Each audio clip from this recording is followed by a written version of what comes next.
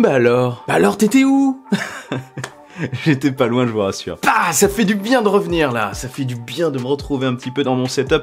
Bon, il faudrait que je fasse un petit peu évoluer les choses là, que je mette des choses, que je casse un petit peu l'écho. Je crois qu'il y a un petit peu d'écho encore parce que j'ai fait du gros rangement. Enfin, vous ne pouvez pas le voir mais moi je le vois. Et ce micro là, est-ce qu'il est bien mis ce micro? Et cette netteté, est-ce que c'est bien réglé sur ma tête? Je ne sais pas, je suis ébloui par les lumières. C'est le retour, ça pique un peu. Bref, comment je commençais déjà? Comment je commençais mes vidéos? Buongiorno? Non, c'est pas ça. Hola, me llamo Alejandro. Et tout? ¿Quién eres? Non, c'est pas ça. Konnichiwa. Pas ça. Bonjour? Non. Salutations! J'ai passé 3 mois incroyablement chargés. Énormément de choses, énormément de changements pour moi. Un vrai plaisir, mais quoi qu'il en soit, je pète le feu. Je pète la forme, oui. Et j'espère que de votre côté, vous avez passé un très bon été. Bref, il semblerait que je revienne au bon moment parce que les nouveaux iPhone 12S... Oh zut! Oups! Oh, j'ai pas fait exprès de dire 12S! Pardon, que suis-je bête? Les iPhone 13 sortent vendredi qui vient. Alors du coup, on achète ou on n'achète pas?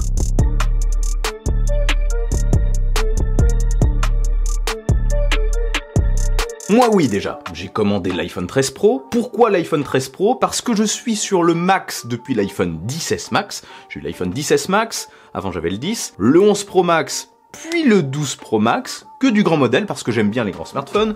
Voici l'iPhone 12 Pro Max. Mais j'avais envie de changement, j'avais envie de prendre le modèle un petit peu plus petit pour voir justement si ça pouvait quand même correspondre à mes attentes. Mais je vous en parlerai forcément en vidéo. De votre côté, peut-être que vous avez déjà précommandé un iPhone, rassurez-vous, même si dans la vidéo je dis qu'il ne fallait pas le prendre. Eh bien, vous ne devriez quand même pas être déçus. Je vais peut-être pas dire qu'il faut pas le prendre, attention, regardez bien la vidéo. Mais, petite parenthèse, quel que soit le modèle que vous choisirez, parce que c'est fragile ces petits bidules. Comme vous le savez, les copains de chez Rhinoshield, partenaires de la chaîne de longue date, merci à eux, le sang de la veine, proposent des coques de protection avec toujours plus de possibilités et plein de personnalisation. C'est incroyable, il y en a toujours plus, surtout des collabs et des collections en tout genre. Vos animés préférés, des coques à l'image de votre équipe de basket préférée, Pac-Man, Harry Potter, oui Harry Potter, Rick and Morty, Friends, One Piece, My Hero Academia. Un jour même je me demande si j'aurais besoin de les citer, parce qu'en fait j'aurais juste à dire, ils ont tout en fait. Ce sera plus facile. Bref, si vous voulez une protection anti-choc pour votre écran, pour protéger l'écran de votre smartphone, ou des coques de protection en tout genre, eh bien le lien est dans la description comme d'habitude, et n'oubliez pas que vous avez moins 5% avec moins 5% avec mon code REFRAME21. Reprenons. Déjà, l'iPhone 13 et l'iPhone 13 mini. Vis-à-vis de l'iPhone 12 et de l'iPhone 12 mini, hormis une réduction de la taille de l'encoche et une nouvelle position pour les deux capteurs photo, pour les deux objectifs, les deux dorsaux, ça c'est dû à l'agrandissement en fait de la partie stabilisation d'un des objectifs. Donc ils ne pouvaient plus les superposer l'un au-dessus de l'autre, ils les ont mis en quinconce. Et j'oubliais aussi quelques petits détails comme l'abaissement des boutons de volume et d'autres petits trucs minime de chez minime. On est quand même sur deux produits qui ont presque la même tronche que les générations précédentes, que le 12 et le 12 mini. On va pas se le cacher. Le bloc photo est aussi un petit peu plus dans le coin. Enfin, des détails. C'est surtout sur les caractéristiques que ça évolue un peu. Dolby Vision 4K 60 images par seconde pour les 13 et 13 mini. Un peu plus puissant, plus de capacité de stockage, enfin plus de variantes. Enfin, ils ont augmenté les variantes de capacité de stockage, je vais m'en sortir. Au lieu de 64 Go, c'est 128 de base. Au lieu de 128, c'est 256. Et au lieu de 256, c'est 512. Donc plus de possibilités. Et aussi, on a, pour finir, une petite autonomie augmentée sur ces nouveaux iPhone 13. Le 13 bénéficie aussi, comme je vous l'ai dit, d'une optique stabilisée. Pour les vidéos, et pour les photos aussi, mais pour les vidéos, c'est très cool. Après, à voir si c'est vraiment flagrant, et surtout si ça vous est vraiment utile. Et il y a aussi un mode cinématique dont je vous parlerai probablement, même très certainement, lorsque je recevrai l'iPhone 13 Pro. Quoi d'autre sinon?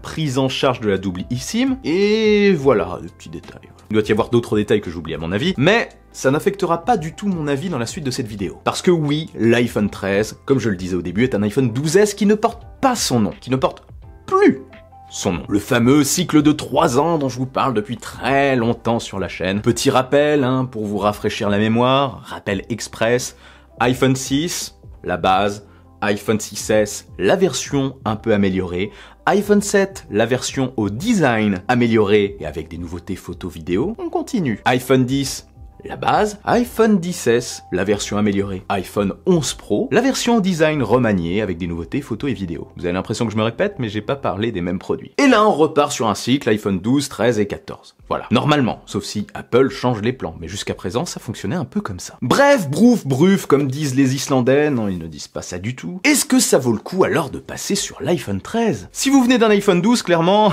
non. Sauf si vous voulez changer de taille, vous avez un mini, ça vous plaît pas, vous voulez passer un modèle plus grand, pourquoi ne pas passer directement sur le 13? Éventuellement, ou l'inverse. Par contre, si vous venez d'un modèle plus ancien, iPhone 11 et précédent, même le 11 Pro, je pense que ça vaut le coup de passer à la nouvelle génération, rien que pour la 5G. Oui, vous allez me dire, mais la 5G, il y en a nulle part. C'est vrai, c'est vrai, il y en a pas beaucoup, hein. On va pas se le cacher non plus. Mais ça va venir. Et ça a un impact considérable sur le prix de votre iPhone, sur l'évolution du prix de votre iPhone. Je suis quasiment convaincu que les iPhones avec la 5G vont décoter beaucoup moins vite que les iPhones qui sont restés sur la 4G. Ils décoteront plus vite. C'est peut-être même d'ailleurs le moment, si vous voulez opter pour une nouvelle version en tout cas, bon, sinon votre téléphone tiendra le coup un bon moment, mais c'est peut-être le moment de passer à la nouvelle génération pour le garder un bon moment, et pour vendre surtout votre iPhone pré-iPhone 11, ou pré-iPhone 12 plutôt, pré-5G, à un bon prix, encore. Si vous pouvez, et si vous le voulez. Rien ne vous y oblige. Après, vous pouvez aussi opter, si vous avez un iPhone pré-iPhone 12, pour un iPhone 12 ou un iPhone 12 mini. Ou un 12 Pro ou un 12 Pro Max si vous en trouvez, qui reste aujourd'hui excellent, et quand on voit la longueur, la durée des mises à jour sur les produits Apple, comme ça, sur les iPhones, n'oublions pas que l'iPhone 6S aura la mise à jour iOS 15, vous êtes tranquille aussi avec un iPhone 12. Hein. Et les différences entre le 12 et le 13, pour moi, ne sont pas non plus colossales. C'est pour ça que leur prix est relativement proche. Les 12 auront peut-être juste une année de mise à jour en moins. C'est tout. Le 6S, il est sorti en 2015 quand même.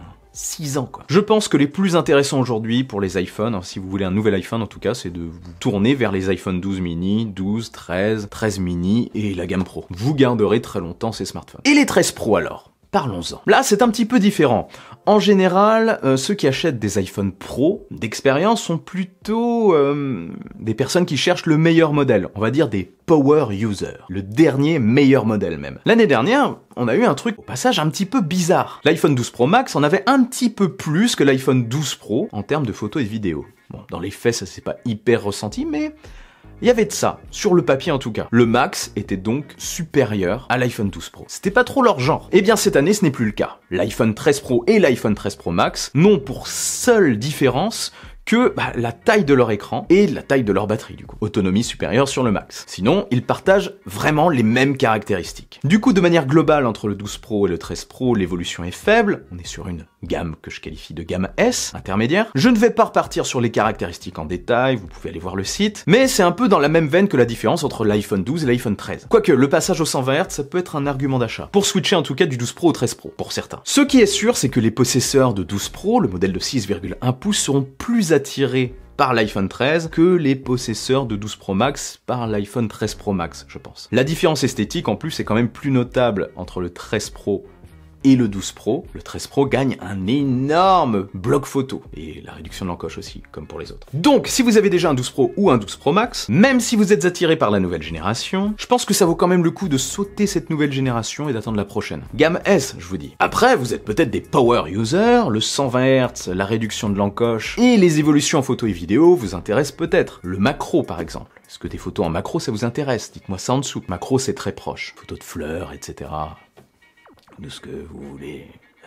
Bref, ça c'est que mon avis, vous pouvez faire ce que vous voulez, vous êtes libre, faites-vous plaisir. Mais sincèrement, les propriétaires de gamme 12 et 12 Pro, passez votre chemin, gardez vos téléphones. Ou faites-vous plaisir, on est libre, merde. J'ai trop d'énergie là. Mais en gros, ceux qui ont un 11 et précédent, vous êtes vraiment la cible de ces nouveaux modèles, c'est peut-être le moment de changer, hein, clairement. Voilà, je vous laisse, j'ai une seconde vidéo à tourner. Oui. Ah oui, on attaque, hein. Et le temps passe, oh là là. Comme d'habitude, pour soutenir la chaîne, petit commentaire. Tiens, dites-moi lequel vous avez choisi, ça m'intéresse. Sans oublier le bon pouce en l'air qui claque. On n'oublie pas non plus les réseaux sociaux, hein. Sur ce, eh bien, vive la technologie, vive le futur. Et surtout, n'arrêtez jamais de rêver.